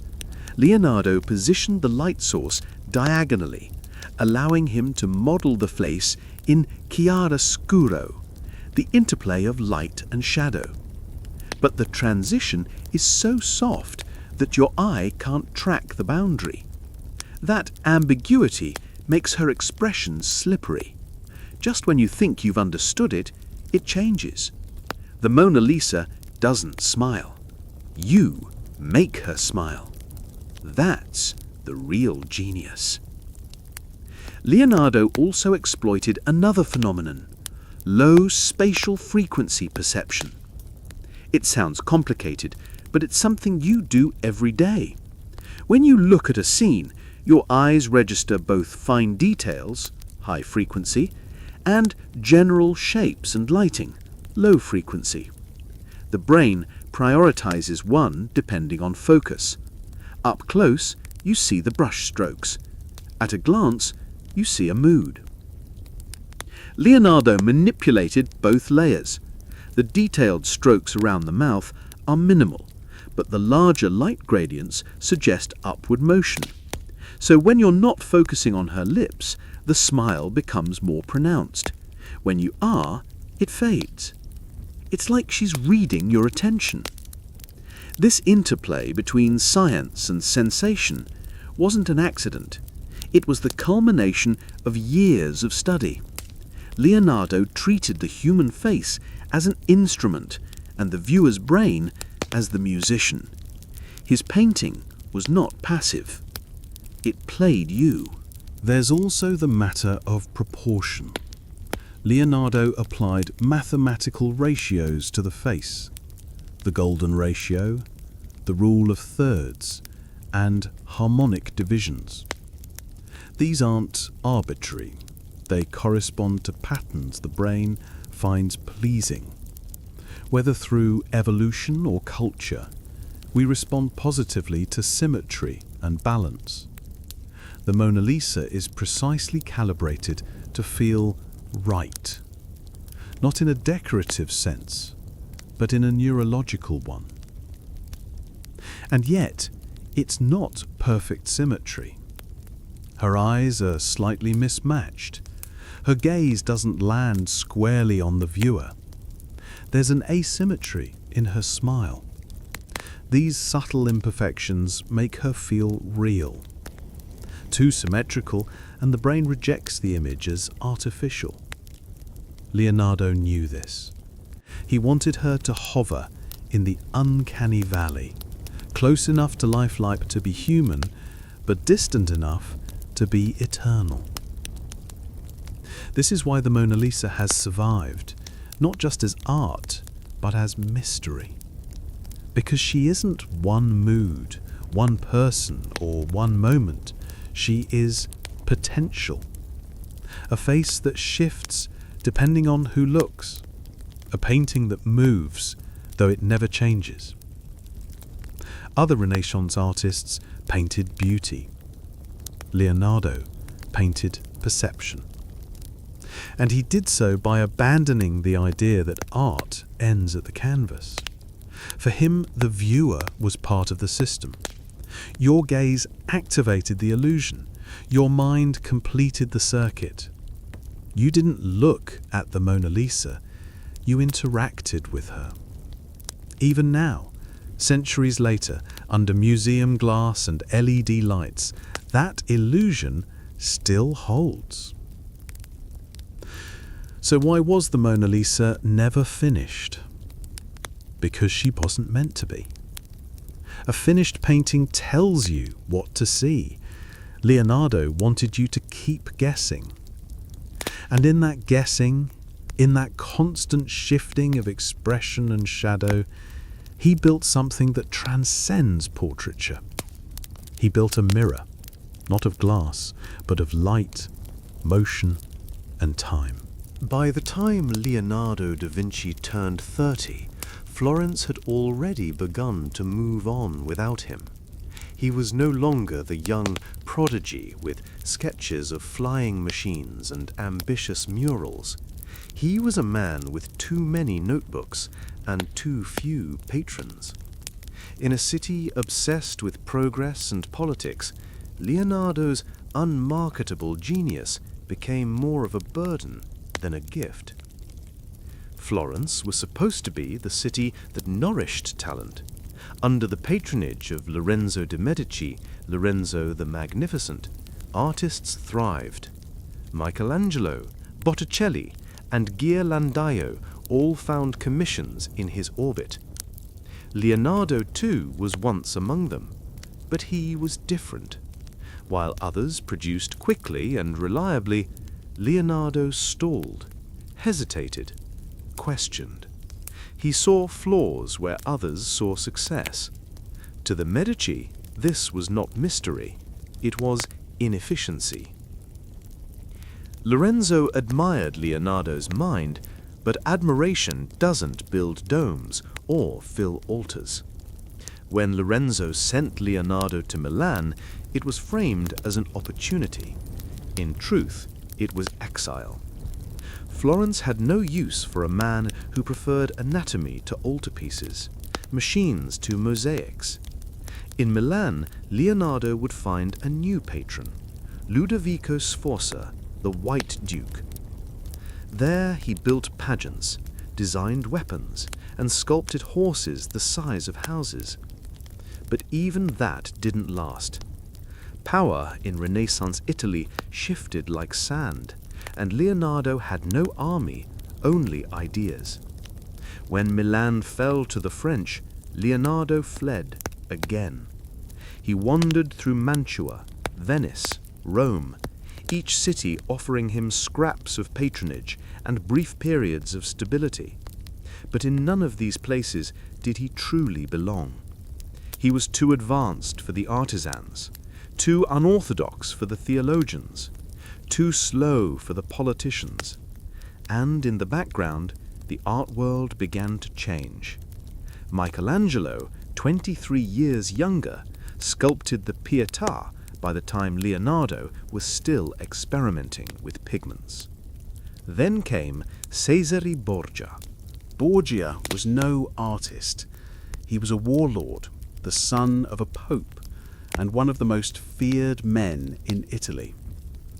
Ruthless, brilliant, and ambitious, Cesare saw something in Leonardo no one else did: military advantage. He hired him as an engineer, not a painter. Leonardo mapped cities, designed fortresses, and even sketched devices that resembled early tanks and machine guns. But once again, Leonardo's need for perfection clashed with the world's need for results. Borgia didn't care about beauty, he wanted domination. Within a year, Leonardo moved on. He returned to Florence, older now, with a reputation as a genius, but no major works completed.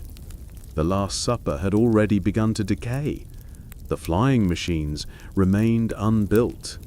His notebooks, filled with reversed handwriting and swirling diagrams, made little sense to most. And Florence had changed. The Medici were out of power, and the city was ruled by the short-lived Republic. Commissions were scarce, faith was high, suspicion of science was growing. Leonardo tried to reassert himself. He worked on maps, dissected more corpses, took on new apprentices, but the commissions that mattered, the ones that defined legacy, went to others. Michelangelo sculpted David. Raphael painted the School of Athens. Leonardo was still mixing varnish. There's a reason why he never had a school in the traditional sense. He wasn't a mentor, he was a solitary investigator of everything. His curiosity was centrifugal, it spun outward in all directions. Painting was only one spoke in a much larger wheel, and that made him hard to follow, harder to fund. Eventually, it was the French, not the Italians, who gave Leonardo his final refuge.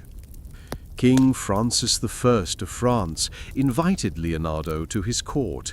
He offered him a title, a house, Clos Lucé, near the Château d'Amboise, and most importantly, respect. Francis didn't want Leonardo to paint. He simply wanted him to be there, to talk, to think, to exist. This was the only time Leonardo had real peace. And yet, even then, he wrote of regret. His notebooks list failures. I have not completed the horse. I have not explained the movement of the heart. I have not. His death in 1519 was quiet. No grand commissions, no cathedral bells, just the passing of a man whose ideas had outrun his world.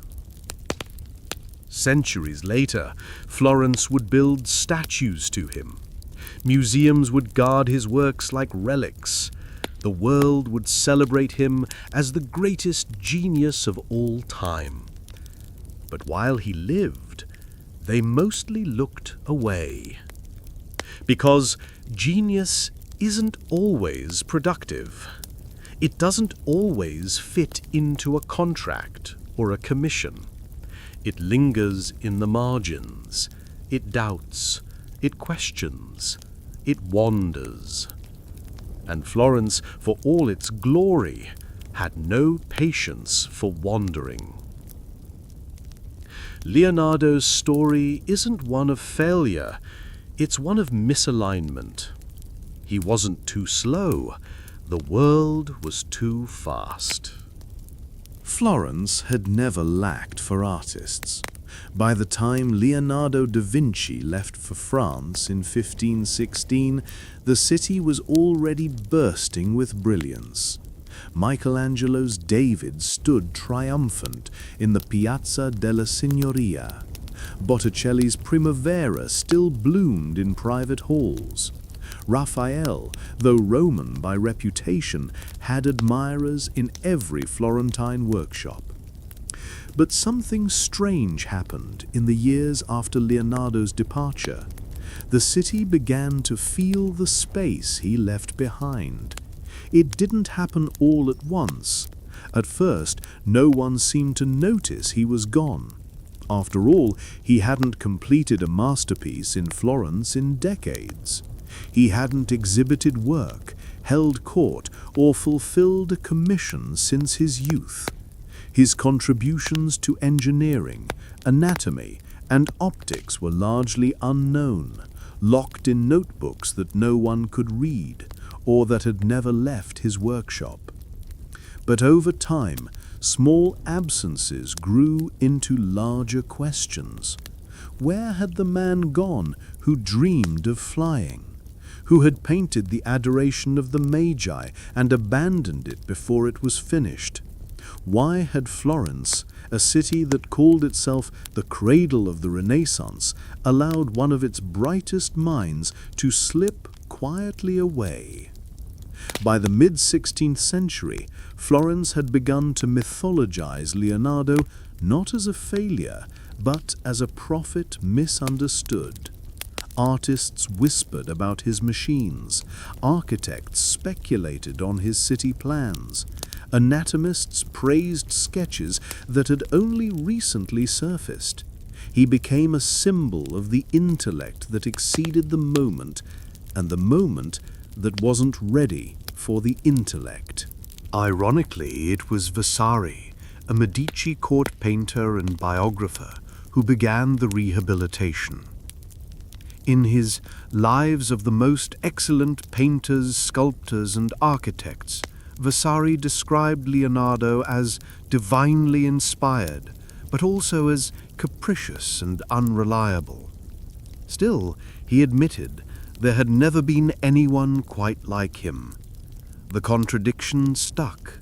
Leonardo became both ideal and cautionary tale, worshipped for his potential, criticized for his incompleteness. The Medici, having returned to power, saw value in reclaiming Leonardo's legacy. Statues were commissioned, writings were copied, his Florentine origins were emphasized. But the truth remained. During his lifetime, Florence had done little to support him. They had celebrated his youth and ignored his maturity. They had preferred Michelangelo's chisel to Leonardo's pen, and now they wanted him back as myth, not man. Even among artists, there was a sense of delayed recognition. Young painters studied his sfumato, trying to replicate the soft transitions of light and shadow. Engineers dug through his diagrams, fascinated by the way he sketched motion, gears, water. Doctors began to rediscover his anatomical drawings, marveling at the accuracy. What had once been seen as distraction, the endless side projects, the dissections, the odd machines, was now reinterpreted as foresight. And Florence began to ask, what would it have meant if we had listened? What might have happened if Leonardo had been funded to build his canal systems, which could have changed trade in Tuscany? What if his flying machines had been supported rather than laughed off as fantasy? What if his anatomical studies had been published rather than buried for centuries? The loss wasn't just personal, it was civic. Florence had chosen to invest in certainty, works that could be completed, praised and sold, over exploration. And in doing so, it missed the chance to become something more than the sum of its churches, plazas and paintings. It missed the opportunity to be a home for unfinished thought. This regret echoes even today. Tourists visit Florence and marvel at the Uffizi, the Duomo, the Ponte Vecchio, all physical symbols of Renaissance grandeur. But Leonardo's presence in the city feels spectral. His unfinished adoration hangs in the Uffizi like a ghost of what could have been. His workshop is long gone. His inventions, the hydraulic saw, the self-propelled cart, the aerial screw, exist only in replicas and reconstructions. In many ways, Florence built its legacy on what others completed. But Leonardo's value was in what he imagined, and that didn't fit easily into marble or fresco. It's no surprise that France became his final refuge. King Francis I valued ideas more than delivery. He was content to let Leonardo talk, sketch, ponder. Florence, by contrast, had always demanded proof. In a way, this difference reflects a larger truth about genius. It needs space to fail, to wander, to grow beyond the timeline of commissions and contracts. And Florence, radiant, demanding, self-conscious Florence, never gave him that space. In the centuries that followed, the city tried to make amends. Streets were named after him. Schools taught his works. Scholars filled libraries with commentary. But the question lingered, uncomfortably. Why do we always realize someone mattered only after they're gone? Leonardo da Vinci wasn't just ahead of his time. He was out of sync with the very city that birthed him. His story reminds us that not all brilliance is convenient. Some of it is slow, chaotic, incomplete. And if we're not careful, we mistake that for failure. Florence did. And centuries later, the world is still trying to understand what it lost. When Leonardo da Vinci crossed the Alps into France in 1516, he wasn't escaping, he was arriving. At 64, he had spent most of his life circling patrons, projects, and unfinished masterpieces. Now, at the invitation of King Francis I, he found something he had rarely known: peace. And more than that, he found respect, not for what he could paint or build, but for who he was. Francis I had met Leonardo years earlier, during one of his campaigns in Italy. The young king, just entering his prime, had already styled himself as the new Caesar of Renaissance culture, a patron of architecture, painting, learning. He was building a court that could rival Rome, and he saw in Leonardo a jewel for that crown. When he offered Leonardo a position as premier painter, engineer, and architect of the king, it wasn't a transactional hire. It was a declaration. France valued the mind, even if Italy didn't. Leonardo arrived in Amboise with several of his works, including the Mona Lisa, which had still never been officially delivered to any client. He also brought his notebooks, anatomical sketches, maps, and mechanical designs. Francis gave him the manner of Clos Lucé, just a few hundred meters from the Château d'Amboise. The tunnel connecting the two was symbolic. Ideas could now walk directly into power. Here, Leonardo wasn't rushed. He wasn't commissioned to decorate ceilings or build fortresses. Francis simply asked him to be present, to advise, to imagine. Leonardo designed festival sets, theatrical devices, and elaborate water systems. He discussed city planning, military engineering, and architecture. But more than anything, he talked, and Francis listened. Their relationship was unlike anything Leonardo had ever known. Previous patrons, the Medicis, Ludovico Sforza, Cesare Borgia, had viewed him as a tool, useful, brilliant, but expendable. Francis treated him like a treasure.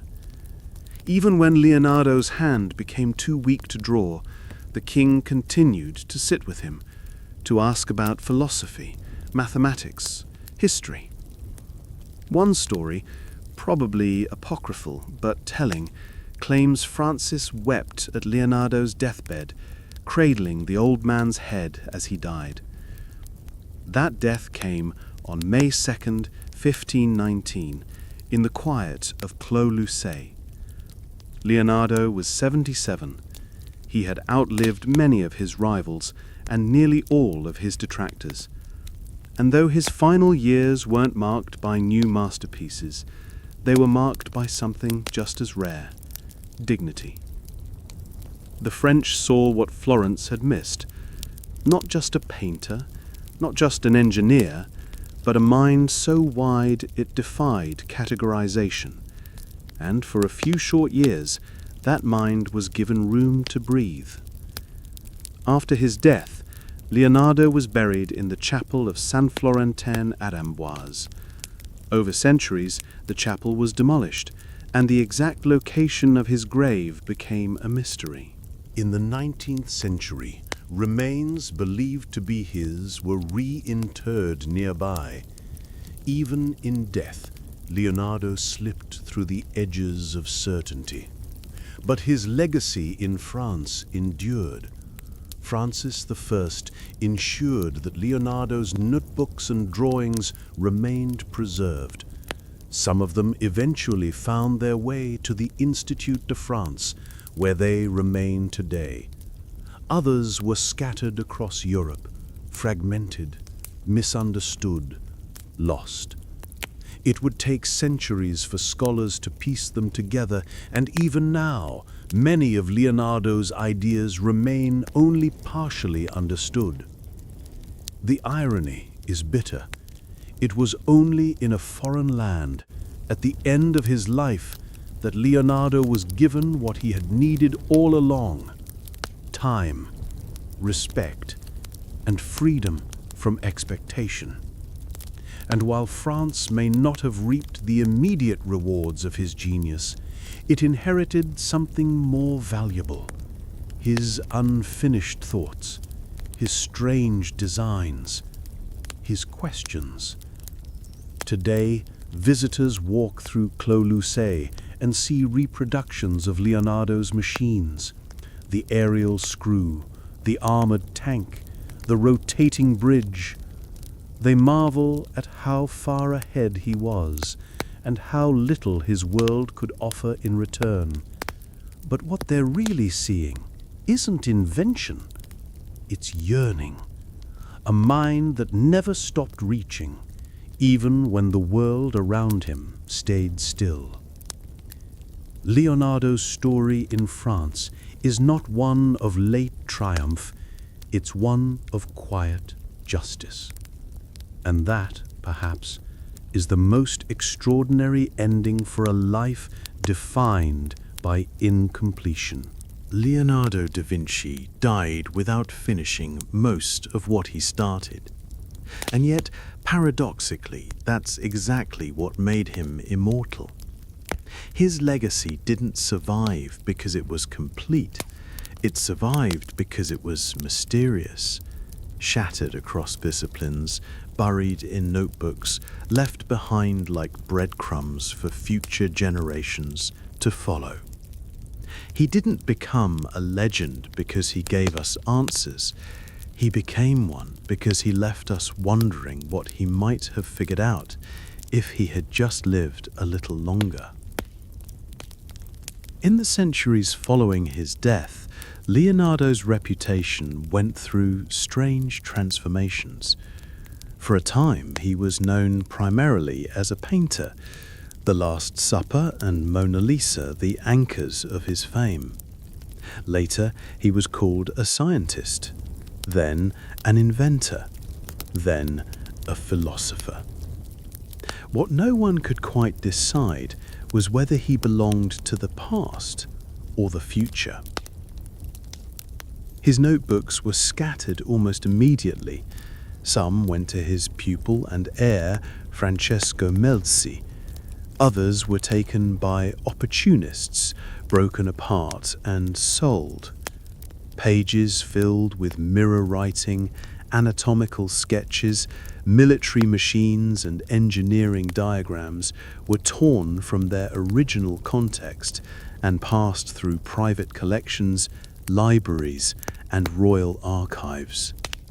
It wasn't until the 19th and 20th centuries that scholars began to reassemble them, piecing together a worldview unlike any other. The image that emerged was not just of a polymath, but of a mind that refused to compartmentalize knowledge. Leonardo didn't draw a machine as an engineer, then draw a skull as an anatomist and a waterfall as an artist. He drew all of them as Leonardo, interconnected, inseparable. To him, the movement of blood through the heart echoed the flow of water through a valley. The shape of a bird's wing influenced his flying machine. The curl of a lock of hair mirrored the spiral of a whirlpool. It wasn't metaphor, it was method. This holistic thinking was far ahead of its time. In an age before scientific method, before peer review, before specialization, Leonardo embodied something profoundly modern, interdisciplinary insight. But that same approach also made him vulnerable. His contemporaries couldn't follow him, and later generations struggled to fit him into tidy categories. Was he a scientist who painted, an artist who dabbled in anatomy, a dreamer or a realist? Even now, we struggle with the myth. Hollywood turned him into a sage. Pseudo-historians weaponized his notebooks for conspiracy theories. Best-selling novels wrapped him in secret codes and Vatican plots. And all the while, the real Leonardo, the man who obsessed over optics, who dissected corpses in candlelit rooms, who built machines no one understood, remained elusive. His unfinished works added to this mystique. The Mona Lisa, with her uncertain smile, became the symbol of a question that could never be fully answered. The flying machine, never flown. The treatise on anatomy, never published. The massive horse statue for Milan, never cast. Even his writings are fragmentary. There is no definitive Leonardo compendium, only collections, bits, echoes. Yet it's in that incompleteness that his genius breathes. The unfinished wasn't a failure. It was a consequence of a mind that moved faster than the world around it, and faster than the tools and institutions that could support it. Leonardo wasn't scattered. He was too early. Florence, Rome, Milan, none of them truly knew what to do with him. He was valued, yes, but not truly understood. Only in his final years, under the protection of Francis I, did he find a glimpse of recognition that matched the scale of his vision. But even then, the legacy he left behind was not an archive of finished work, but a museum of possibilities. That's why Leonardo endures. Not because we understand him, but because we're still trying to. Every rediscovered folio, every restored sketch, every revisited theory pulls us a little closer to a mind that somehow seemed to hold the world inside it. He wasn't divine, he wasn't flawless, but he was relentless. And maybe that's the real lesson. Genius doesn't always look like triumph. Sometimes it looks like notebooks filled with questions no one else knows how to ask. Sometimes it looks like paintings abandoned for new obsessions. Sometimes it looks like failure, until you realize you're standing in the shadow of someone who saw farther than anyone dared. Leonardo da Vinci was not just ahead of his time, he was outside of it. There are lives that fit neatly within the pages of history books, clean arcs of rise and fall, clear achievements, legible influence. And then there are those like Leonardo da Vinci. Not a straight line, but a constellation. Not a chapter, but a scattered archive of fragments, brilliance, and unfinished thoughts. Tonight, as we close the last page of this quiet story, we aren't walking away with answers. We're walking away with awe, and with the quiet discomfort of realizing how small our vision still is. Leonardo wasn't ignored in his lifetime. That would be a simplification. He was respected, envied, consulted, but he wasn't understood. Not fully. Not even by those who funded his work. His ideas were so expansive, so layered, that the world around him couldn't keep up. He wasn't dismissed because he was wrong. He was dismissed because he was inconvenient, too slow for the painters, too abstract for the engineers, too curious for the priests, too radical for the universities.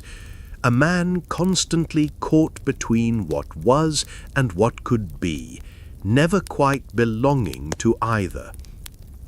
He tried to solve everything: the flow of water, the movement of stars, the curvature of lips, the mechanics of flight, the biology of the human heart. He chased perfection, not as an achievement, but as a question. And that question kept evolving. That's why he left so many things unfinished, not because he was careless or distracted, but because he kept finding better questions to ask. And that's what makes him dangerous. Not in the way of conquest or revolution, but in the quiet way that questions authority, hierarchy, or limitation. In a world that wants you to pick a lane, Leonardo refused.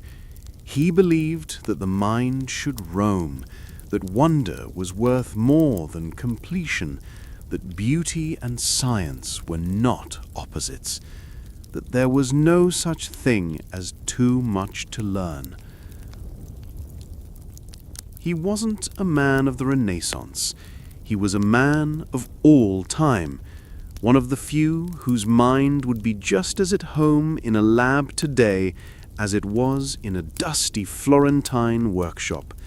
And yet, that time never truly came for him.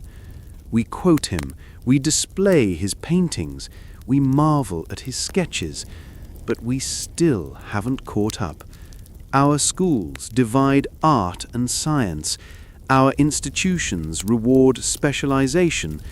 Our systems are still uncomfortable with minds like his, too broad, too curious, too unwilling to settle. Even now, the way we remember Leonardo is fragmented.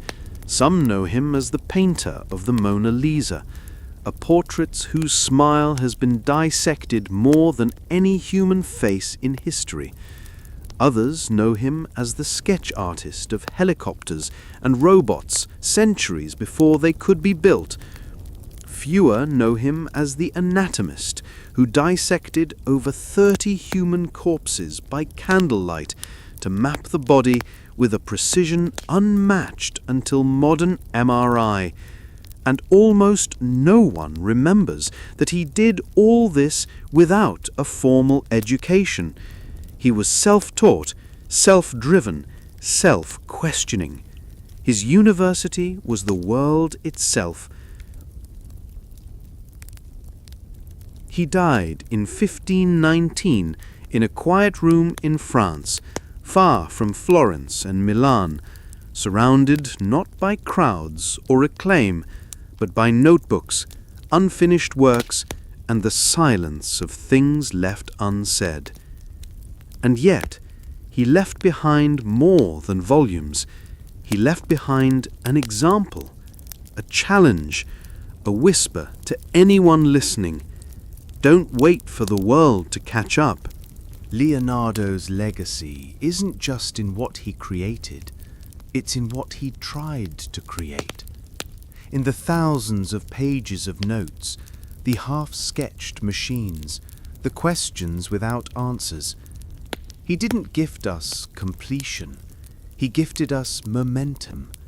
The sense that to think, to observe, to wonder was itself a kind of defiance, a refusal to be boxed in by the assumptions of the age. And that might be the most important lesson we carry forward, that it's not enough to do what the world understands. It's not enough to chase applause. Sometimes the greatest minds are those who are misread, mistrusted, or misplaced, who write for audiences not yet born, and who leave us with questions we're still trying to answer 500 years later. We live in a time obsessed with clarity, certainty, immediate results. But Leonardo reminds us of the power of the long arc, that brilliance often looks like wandering, that obsession can be sacred, that curiosity might be the highest form of courage. So as this night ends, and as the candle of this story flickers out, we don't leave with a tidy summary. We leave with scattered light, like the kind Leonardo must have seen in the glass of a half-built cathedral, or in the glint of a raven's wing, or in the whirlpool of a human eye. And we remember that sometimes the greatest minds are those who fail to finish because they never stopped beginning. I'm Boris. Thank you for walking with me through the corridors of a genius who never stood still. Good night.